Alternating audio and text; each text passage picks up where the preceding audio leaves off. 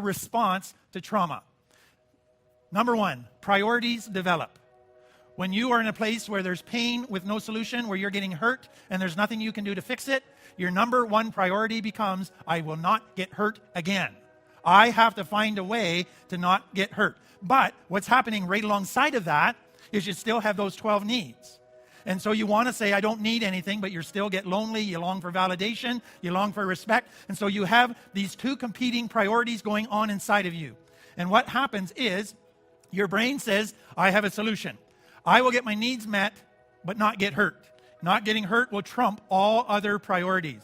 So I will go about getting intimacy in a way that I won't get hurt. And do you want to know what you end up getting? Fake intimacy. And it eventually hurts you.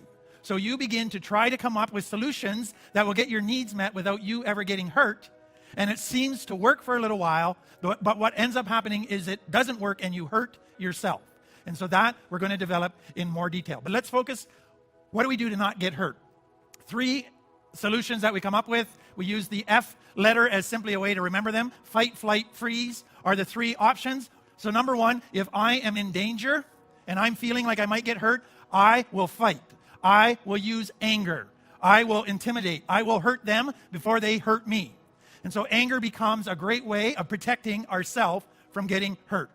What happens for some people is that you go, all of this painful stuff that's happening to me is my fault. I must have done something to deserve it. And so what they do is direct the anger at themselves. And they say, I need to punish myself. I need to hurt myself. And so a lot of self-harm behaviors can develop. The second option is flight. I am going to avoid pain. And so what I have is a diagram in your sheet, and I've talked about it before, but there's a circle that has trauma or pain. Then there's a line going into it. And so early on, the child goes, there's no solution to my pain, so there's no point going through it. So the minute I feel pain, I will take off. I am out of here. I am going into escape, avoid mode. After a while, the child goes, why wait till I'm in pain? Let's back that up a little bit. Now, as soon as I start feeling stress, or as soon as I feel uncomfortable, I'm taking off. So you have an earlier exit point to get out of here. And then you go, why do you wait till I'm feeling uncomfortable or stressed? Why not back it up even further? I'm out of here as soon as I see any sign of danger. So you walk into a room and you check it out, and you are always watching people, and as soon as you see danger, I'm gone. And then you go, why wait till I see danger? I could still get hurt. So what I will do is I will now begin to look at situations, and I will go to worst case scenarios and read danger into situations just to make sure I never get hurt. And so the minute you get in any situation, you go, no, I don't like that, I'm out of here. Nothing's happened.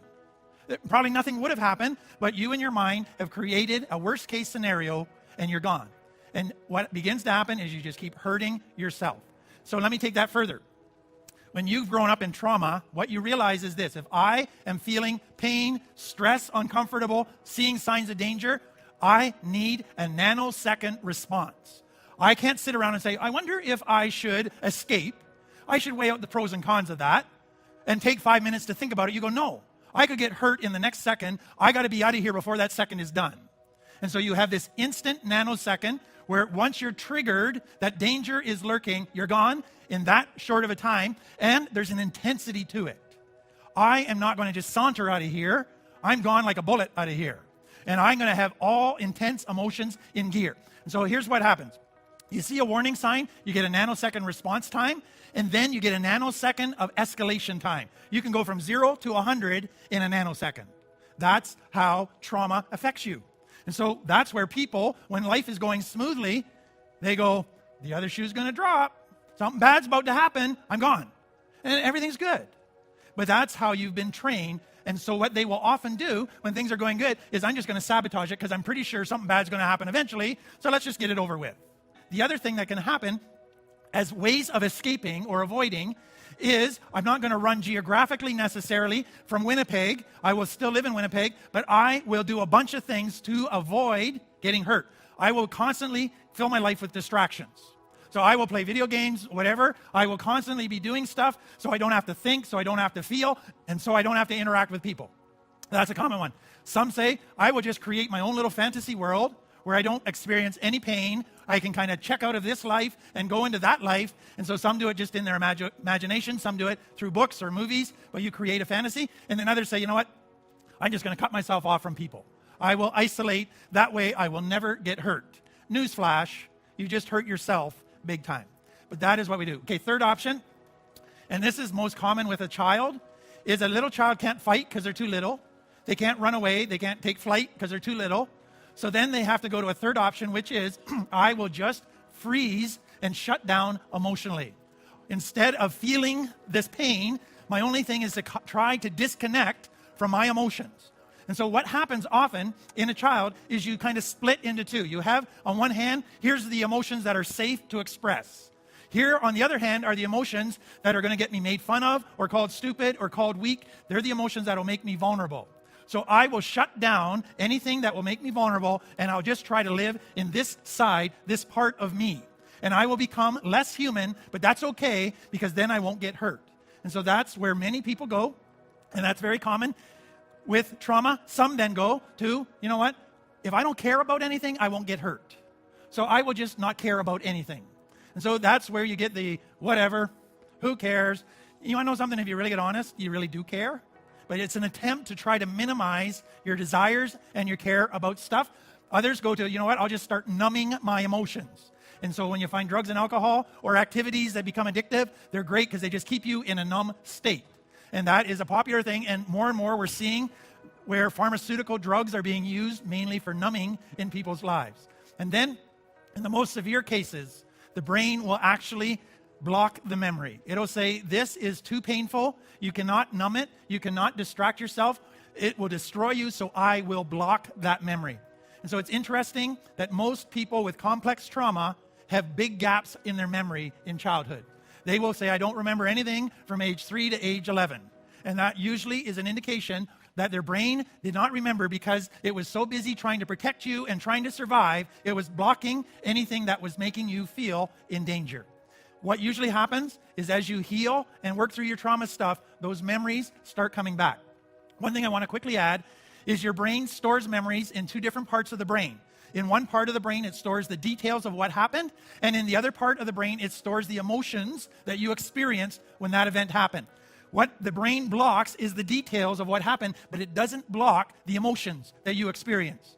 And so what can happen to you if you have complex trauma is you can go into a situation and you all of a sudden just feel huge panic, huge anxiety. I want to run. I want to get out of here. And you have no memory of anything happening to you in your past like what is happening now. And that is partly, or could be, because that memory, the details part has been blocked, but all of those emotions are being triggered and they're alive and they're still affecting you. Okay, let me wrap up with this. What causes, when you break it down, what causes complex trauma? And again, this is a new way of looking at it, but it makes the pieces make sense. Complex trauma always comes from somebody in a position of power or authority over you abusing that power, abusing their authority. So let me just take, for example, you have a dad who is in a position of authority over you as your dad. He's physically stronger, and he's in that position of being a dad. Instead of using that position of power to say, I have children depending on me, I have children who need nurture and their needs met, they go, I use this power to be selfish. I use this to get what I want, to have everything go my way, and now you have taken your position of power and you have abused it. And that is the dynamic that happens in homes that create complex trauma. So dad, or whoever the authority is now saying, I'm in a position, nobody can challenge me, I'm in this position of power, so I will do whatever I want, and I can get away with it. And then what happens is, if you're a parent, you have these little children that have needs, and they now get to be a pain. They feel like a burden, because they always are needy, needy, needy. And so the parent actually begins to resent the needs of the child. And instead of trying to meet the needs, they see these children as kind of an inconvenience to their pleasure, to their fun, and so they then distort reality for the child. And a huge damage, and we'll look at it in more detail, but huge damage takes place because what the dad would do is say, you're being selfish for wanting that. And it could be a legitimate need. When the truth is, dad is being selfish for not wanting to make a sacrifice to meet the needs of the child. But he twists it and says, you are being selfish and you are being bad. And so the child is made to feel that they're guilty, they're a bad child, and they're the cause of their parent being upset. And so their world begins to form from that distortion.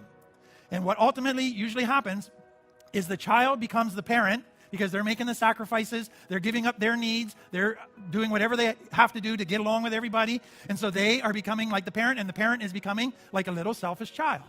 And the whole dynamics get switched.